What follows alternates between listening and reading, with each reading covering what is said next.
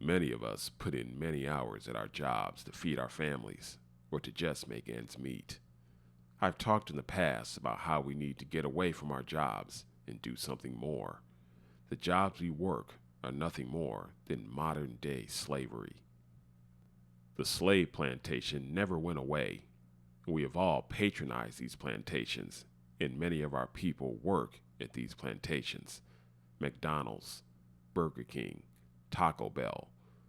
White supremacy has done a great job in getting you to believe you're free while still being confined. The late Neely Fuller Jr. explained the concept of greater confinement. You have no power and no agency over yourself. But if we bestow upon you more privileges, like fancy houses, fancy cars, entertainment diversions, interracial dating, the ability to travel, it will make you feel like you've made it. The question would be, is what we do every day to earn money actually work? Some may remember the cartoon series, The Jetsons. George Jetson worked for Mr. Spacely at Spacely Sprockets. George Jetson's job was to sit at a desk and press a button. He would complain about how taxing his work was. In the end, he was providing for his family and giving them the lifestyle he felt they deserved. People like George Jetson would be considered hard-working, but is that true? Thinking about the company Spacely Sprockets and its rival company, Cogswell Cogs. One company made sprockets, and the other made cogs. In reality, are the people who work for them the sprockets and the cogs? George Jetson's job could easily be replaced by a machine or a computer program. The same could be said for those who flip burgers, make burritos, and make pizzas. Those who work, or rather, labor, at these jobs, what are they building? What is the person flipping the burger or making the burrito producing? How replaceable is the person doing this? What Michael Jordan does can't be replaced by a machine, nor can any person do it. Could it be that many of us have never truly worked a day in our lives? We've been mules for what someone else has built. They're the ones who are working, while we are the labor. Work and labor are not the same thing. Labor is you being a cog or a sprocket in someone else's machine. You are there to perform a task, like an air compressor or a fuel pump. You can say nothing gets done without you there, but as I said, if the air compressor or the fuel pump goes bad, they'll throw the broken one away and replace it with a new one. These parts don't get raises, rewards, or praise. They're just expected to perform a task at consistent quality with no noticeable drop-off. If they no longer work, they're thrown out and replaced. Sure, McDonald's needs someone or something to flip the burgers. What they don't need is you. This is why your pay sucks, because money is based on value, not labor. Becoming a manager doesn't help either.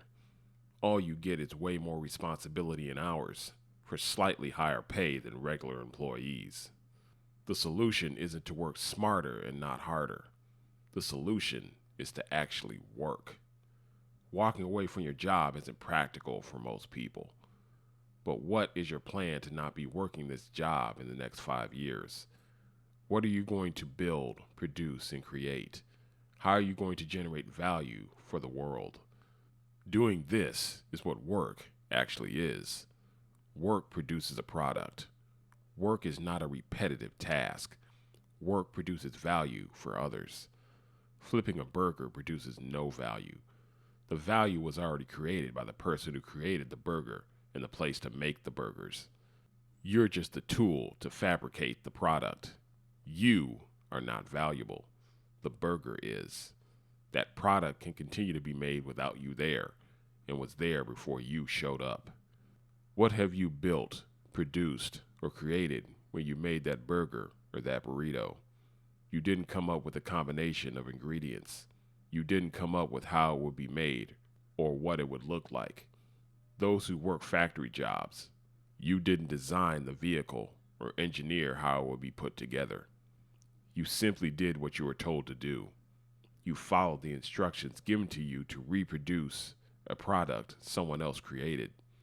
Like George Jetson pressing a button, a machine could easily do your task and do it faster and more efficient. There's a song with the chorus, "Everybody's working for the weekend." You go to these fast food places and everyone has an attitude. They ignore the customers. Many places are unkept and dirty. In a sense, I can't be mad at people for behaving how they do because human beings aren't meant to do these jobs. Maybe for 6 months you can do this, but those who have been at these jobs for years, it's just not healthy.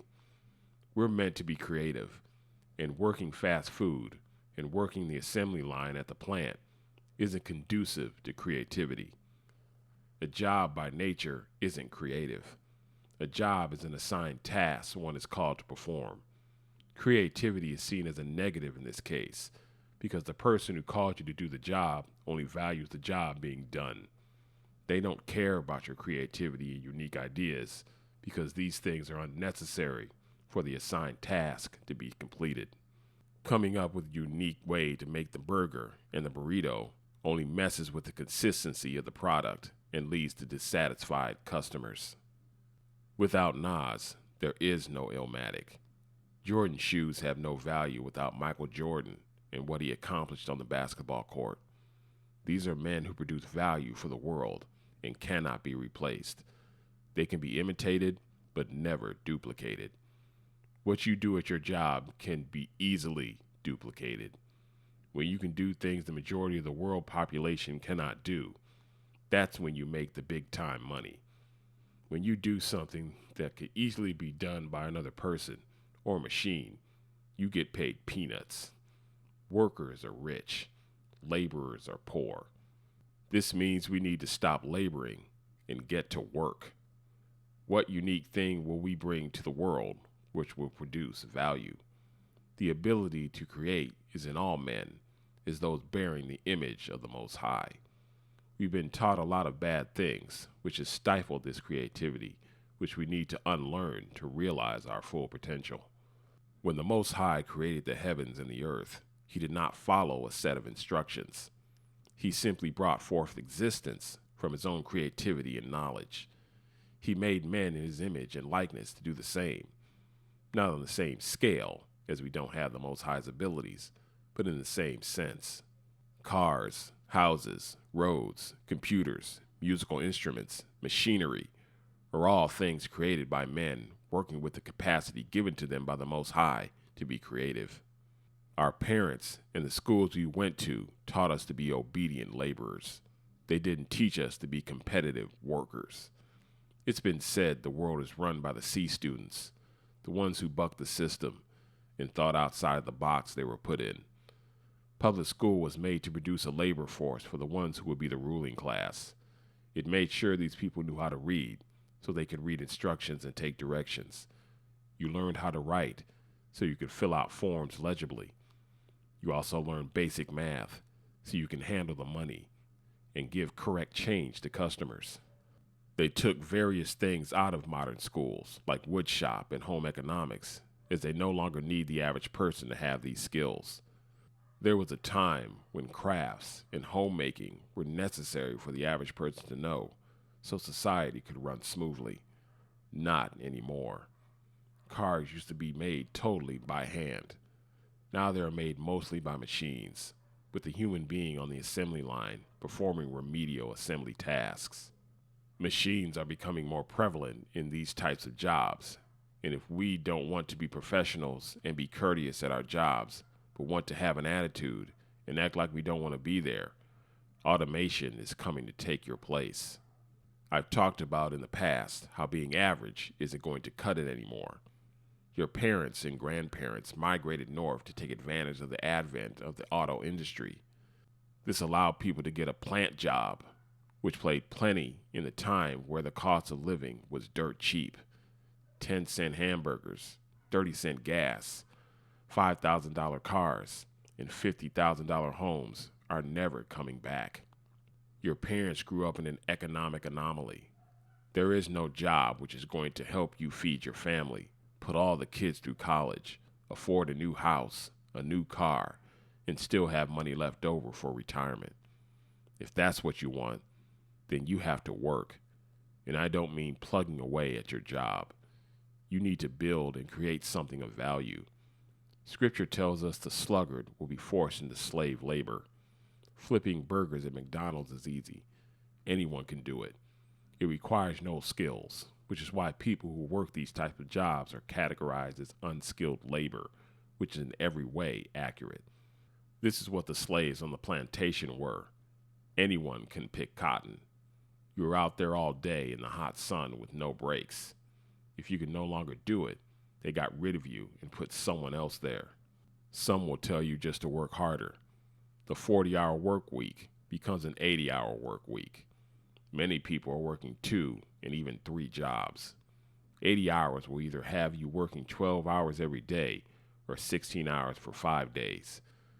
One of the things with chattel slavery is you didn't have time for your family. You had to work. Nowadays, the taskmaster is your bills.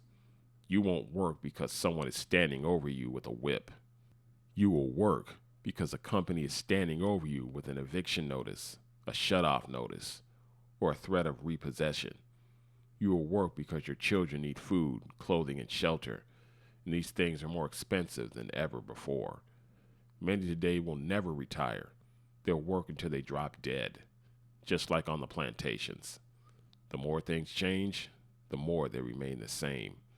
The way out is being the image bearer you were created to be. Being at these jobs is not healthy. It grinds people into bad health, which the Food and Drug Administration has set everything up to monetize. School doesn't teach you how to cook, so you develop poor dietary habits being at these jobs for 2/3 or more of the day. You'll be doing this for decades, and your body will eventually break down.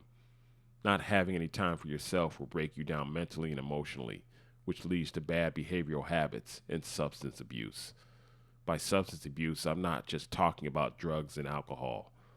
As I said before, there are more substances these days people are abusing beyond alcohol and drugs. This is a vicious cycle set up by the societal elites to control you and profit from your life from childhood to the grave. Grade school teaches you nothing but how to be an obedient laborer. College is essentially a grift to get you into needless debt, and the workforce is a trap to have you on the treadmill for the rest of your life. Building, producing, and creating is not just a good idea. It's what is required for you to actually live and not be a passenger in your own life. Your work should benefit you, not everyone else but you. You need to have something to show for 30 years of work, other than having to work another 30 years just to survive. There's more to this life than just paying your bills. Paying off your bills won't do anything for anyone but you. There is no value in that. We have to do more than just survive. Building, producing, and creating also requires a lot of time and effort. But you actually create something which not only brings value to others, but brings value to you. You're not a cog in someone else's machine. You are the engine of your own machine. Your work belongs to you and benefits you, and soon will benefit others. When the Most High created, it all came from Him, and it benefited all of existence. Being created in the Most High's image means we are capable of doing the same, and we must do this in order to live life the way it was meant for human beings to live. Everyone has to grind. Everyone has to go through a period where they have to put in long hours to forge something. Michael Jordan wasn't born as one of the best mid-range shooters ever. He had to spend long hours on the court performing various moves numerous times. He, in fact, had to do repetitive tasks in order to perfect his craft. Many free throws, jump shots, movement drills. He had to do these over and over again for many hours, for many days, to become the great and complete basketball player he became. You're not building anything when you flip that burger, fold that burrito, or attach that car part. You might be able to do it faster than the new guy, but who cares? There's no value in what you're doing. You're going to grind away doing something that builds, produces, and creates nothing. What you are doing will enrich someone else. It will not enrich you. What Jordan did in those long hours, taking all those practice shots and doing all those practice drills, was making himself more valuable as a basketball player, making himself more irreplaceable as a basketball player. No matter how fast you flip that burger, you will never be irreplaceable. The only reason companies haven't gone all out for automation is due to politicians who believe everyone should be able to make a living doing something, no matter how remedial the task is. The value was created when the burrito was invented. You now need something or someone to fabricate the product. This is why so many people in the video game industry are being laid off, because they're being replaced by AI. If what you do can easily be replicated by a machine, then you have no value. You're left making a moral argument to keep from being replaced by a machine or a computer program. Human beings, 99 times out of 100, will not be able to do tasks faster or more efficient than a machine or a computer program. Where we will always outdo machines is in our creativity and uniqueness. This is something we all must tap into. We all have the ability to be Michael Jordan or Nas, not so much the best basketball player or best rapper, but the best at whatever we decide to do. The key is mastery. This isn't about finding something to be good at. It's about finding the one thing you will be the best at. The greatest people who ever lived weren't those who were good at everything, but were the best in the world at one thing. When it comes to that one thing, there were only a few people on planet Earth who were better. This makes you reliable, irreplaceable, and valuable. This ensures you will never be trapped in slave labor, but will sit with kings and rule with them.